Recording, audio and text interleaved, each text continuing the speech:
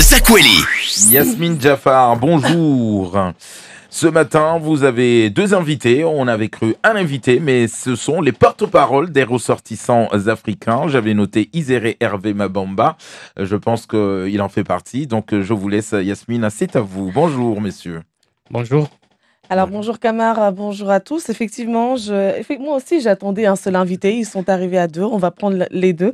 Pourquoi s'en priver? Donc en face de nous, on a Monsieur Isere Hervé Mabamba et à côté de lui Sabimana Aster, qui est lui originaire du Congo. Bonjour, merci d'être avec nous ce matin.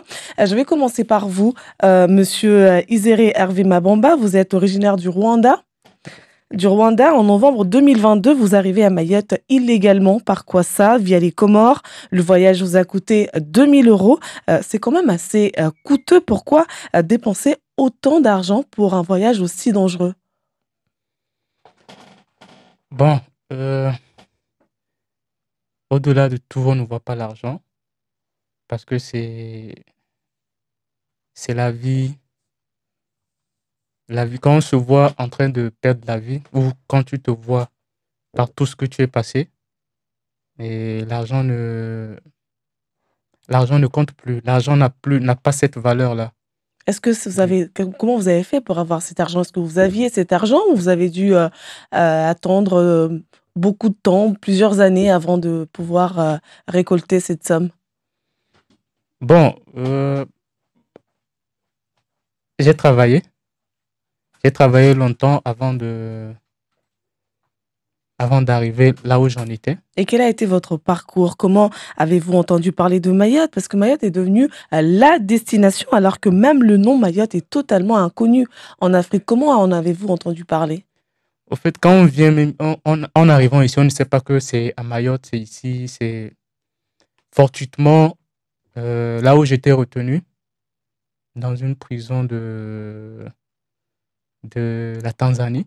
Parce Vous étiez qu'en en Tanzanie, prison? tu ne peux pas y arriver, tu ne peux pas entrer sur le territoire sans tes papiers.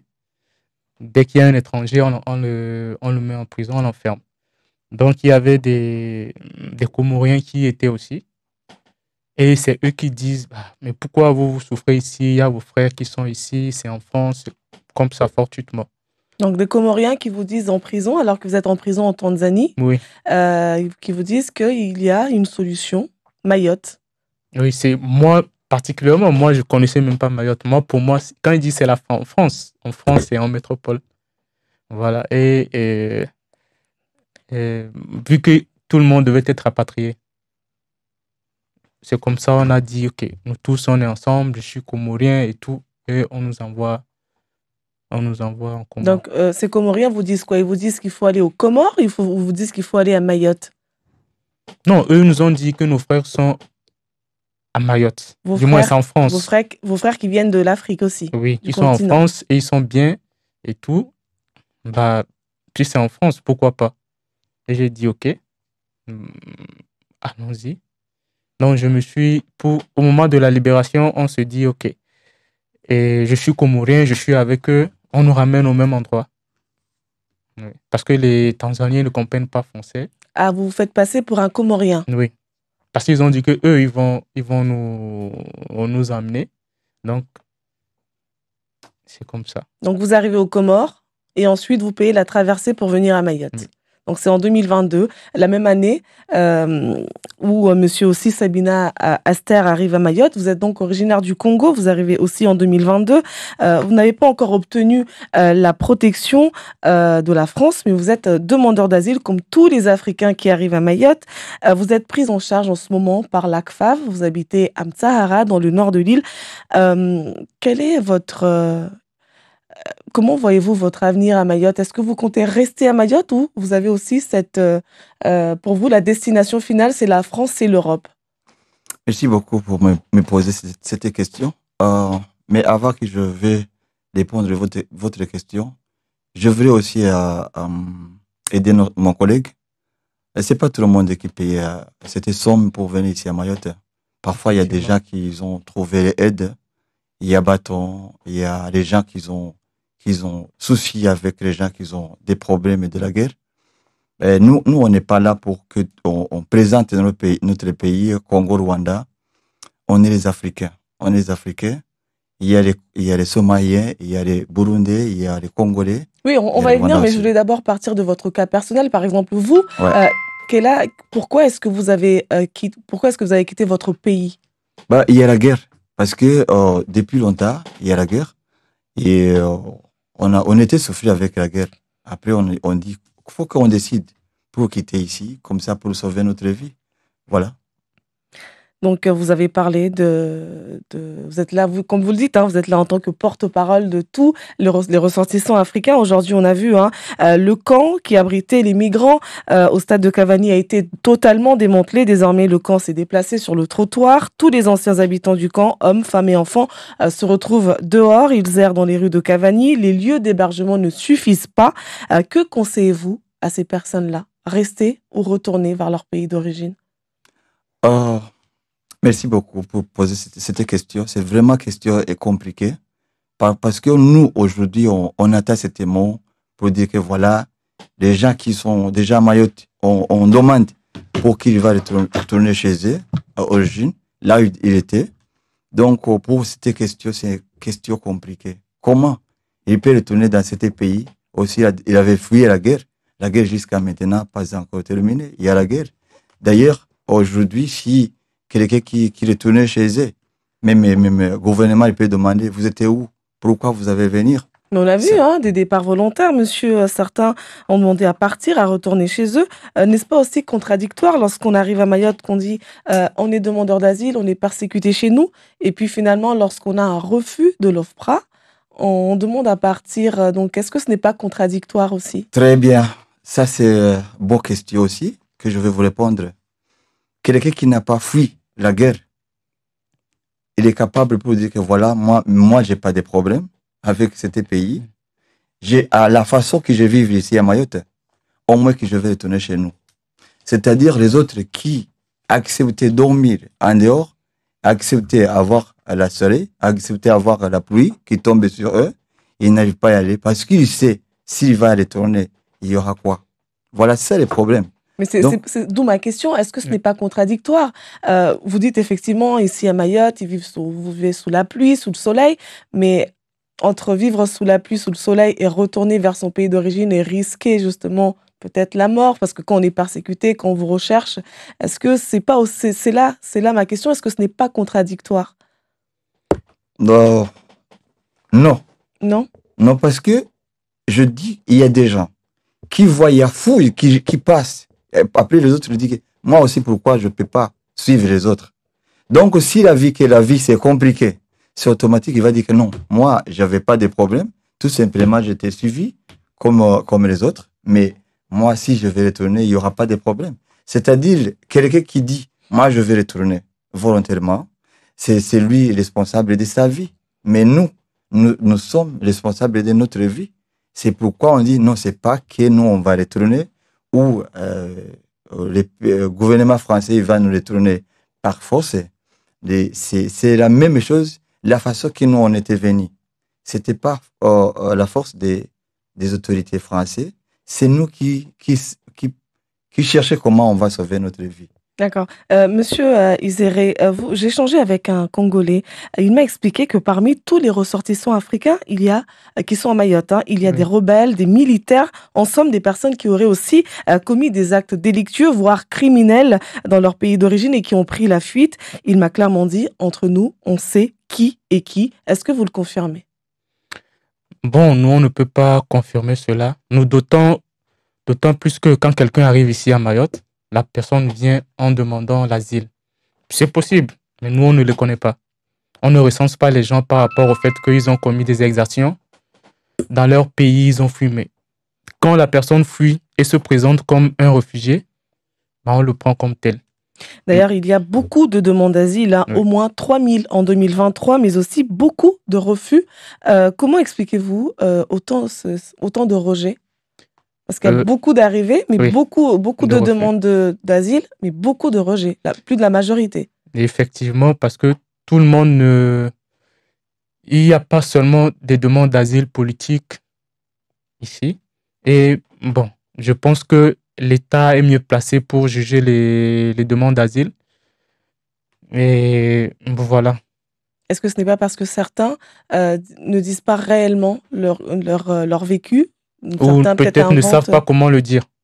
Tout plutôt ne simplement, savent pas peut-être ne comment savent le pas dire. comment l'exprimer. Parce que moi, si vous voyez comment la traversée se présente, quelqu'un ne va pas prendre le risque pour prendre ce chemin ici juste parce que, je sais pas, pour venir chercher l'argent, pour venir beaucoup qui arrivent ici, c'est des gens qui vivent bien, qui ont des moyens et tout. Mais quand il arrive à ce que tu fuis ton pays et prendre ce chemin pour arriver ici, c'est qu'il y a vraiment quelque chose. Maintenant, les refus, ça peut se présenter par le fait que les gens ne savent pas exprimer ce qui a fait qu'ils ont fui. Vous, d'ailleurs, vous êtes détenteur d'un titre de séjour et vous avez même un emploi. Faites-vous partie de ces ressortissants africains qui ont pour objectif de rester à Mayotte, maintenant, étant donné que vous avez déjà une situation, ou plutôt vous voulez partir vers la France hexagonale, vers l'Europe? Bon, moi, je suis à Mayotte. Je gagne bien ma vie ici. Donc, je ne vois pas ce qui me pressera à partir vers la France hexagonale. Donc, pour vous, il n'y a pas eu de problème d'intégration? Non. Par la grâce de Dieu, tout s'est bien passé. Et j'essaie de m'adapter. Et vous avez des nouvelles, monsieur Sabimana? Est-ce que vous avez des nouvelles de ceux qui sont partis vers l'Hexagone, pris en charge par l'État, justement, par rapport au démantèlement du camp de Cavani, puisque selon nos informations, parmi ces voyageurs, la plupart ne vivaient pas dans le camp. Certains avaient déjà un travail. Que sont devenues ces personnes? Est-ce que vous avez de leurs nouvelles? Parfois, on parle avec eux. Ils ont bien placé là où il est. Et tout simplement, les choses que nous, on souhaite la sécurité des personnes. L'autre chose, ça arrive doucement, doucement. Mais en tout cas, pour la sécurité, nous, on assure que le gouvernement, il assure la sécurité de la personne qui sont partis à Hexagone. Donc là, ceux qui sont partis, pour vous, ils sont vivent dans de bonnes conditions? Non, c'est pas ça. C'est pas ça. Nous, on compte pour la sécurité seulement. Et c'est ça que nous, on compte. Voilà. Justement, là, je vais encore reciter cette même personne, ce Congolais avec qui j'ai échangé avant cette émission. Il m'a confirmé qu'un cousin à lui qui est parti, justement, le billet pris en charge par la préfecture de Mayotte, il l'appelle, lui qui est resté à Mayotte, pour lui envoyer de l'argent, tellement il souffre. Parce que je ne sais pas si vous êtes au courant, mais dans l'Hexagone, il y a des milliers de migrants africains qui vivent dans des cartons, qui vivent sous les ponts, des camps de migrants comme Cavani. Il y en a aussi à Paris. Est-ce que vous êtes au courant? Oui, on est au courant, mais donc, c'est ça qu'on a dit. Il y a beaucoup de gens qui partent à Métropole pour chercher aussi la sécurité, comme demandeur d'asile. Bien sûr, il y a des procédures. Donc, si la procédure n'est pas encore été, donc les gens ils peuvent dormir n'importe quel endroit, comme ici à Mayotte. Voilà. Aujourd'hui, vous, monsieur Sibamana, vous attendez la réponse pour avoir ou non votre statut de réfugié. Est-ce que vous pensez que c'est sur la bonne voie? On est dans la bonne voie parce que on fait demande toujours. Et si on vous le refuse? Si on refuse, qu'est-ce que vous faites? Bon, on va rester, on va toujours demander. On peut pas fatiguer. On va toujours demander. Parce que nous, on a besoin de la sécurité. Donc, est-ce qu'aujourd'hui, parce que quotidiennement arrivent à Mayotte ces embarcations, que ce soit des Kwassa via les Comores ou qui viennent directement du continent, de plus en plus, on assiste à des arrivées massives de Somaliens. Au début, il n'y avait que des Congolais, des Rwandais, des Burundais. Comment expliquez-vous autant d'arrivées massives de Somaliens désormais? Chaque fois, il y a la guerre. Chaque fois, augmentation des problèmes. C'est là qu'il y a augmentation des gens qui viennent. Donc, aujourd'hui, ce que nous, on sait, il y a beaucoup de la guerre dans cette zone. Il y a Somalie, exemple. Aujourd'hui, il y a les militaires rwandais qui sont à Somalie, militaires burundais qui sont à Somalie pour aider les Somaliens. Donc, si ils sont là-bas, toujours il y a la guerre. S'il n'y a pas les étrangers qui passent à Somalie pour aider les Somalis, il n'y a pas de la guerre. Mais les Mahorais ici, sur place, on a vu, hein, il y a eu pas mal de manifestations pour justement, par rapport au camp de migrants. Les Mahorais qui disent aussi qu'à un moment donné, l'île ne peut pas supporter autant d'arrivées massives d'autant de migrants. D'autant plus qu'il n'y a même pas de solution de relogement. Il n'y a pas assez de logements. Effectivement, c'est pour ça, nous, on salue l'action de l'État, où ils ont décidé de désengorger l'île en envoyant les gens en métropole. Mais bon, est-il que ici, les gens viennent pour chercher la paix du cœur, la sécurité. Donc, on ne peut pas dire que c'est bien ce qui se passe. Mais quand les gens arrivent, bon. Mais lorsqu'on arrive quelque part et que les habitants disent stop, il y en a marre, on a pour circuler. Bon, je reste encore dans Cavani parce que là-bas, il y a beaucoup de tensions. Les habitants disent être vraiment, ils sont à bout de nerfs. Est-ce que vous ne craignez pas justement une explosion de violence entre communautés, entre Mahorais et ressortissants africains? Bon, nous prions Dieu pour que ça n'arrive pas, mais c'est des choses qui peuvent arriver. Néanmoins, on essaie de discuter, d'alléger les choses, de discuter avec les forces vives, etc., pour leur faire comprendre que on prend la situation doucement, doucement, on essaie de trouver des solutions, mais la plus grande partie du travail, c'est avec l'État. C'est à l'État de trouver des grandes solutions, mais nous, on fait tout ce que nous pouvons pour que genre, ça ne monte pas jusqu'à la tête des Mahorais pour que ça dégénère. Est-ce que vous êtes en mesure de nous dire aujourd'hui que les ressortissants africains ne tenteront rien du tout, enfin, vraiment nous assurer aujourd'hui que la sécurité, elle sera toujours là? Bon, nous, on peut vous rassurer. Moi, j'ai discuté avec les forces vives qui étaient à Cavani. Ils disaient qu'il y a des gens qui sont entrés avec des armes, avec des trucs dans le stade. Mais je leur disais que bon, le stade va être cassé. On verra s'il y a des armes ou pas. Et le dimanche où le stade a été démantelé, à la grande surprise de ceux qui étaient dedans, parce que les gens n'ont pas eu le temps de se préparer, ça a été vraiment démantelé. On les a fait sortir et on a cassé. C'était pas comme avant, on disait vous-même vous cassez vos cases. On les a fait sortir, on a cassé. Il y avait vraiment des armes? Non, on n'avait pas trouvé. Merci si on en avait trouvé, ça n'est pas resté silencieux, on n'en a pas trouvé. Merci beaucoup, messieurs, d'avoir été l'invité de cette émission du Zakweli.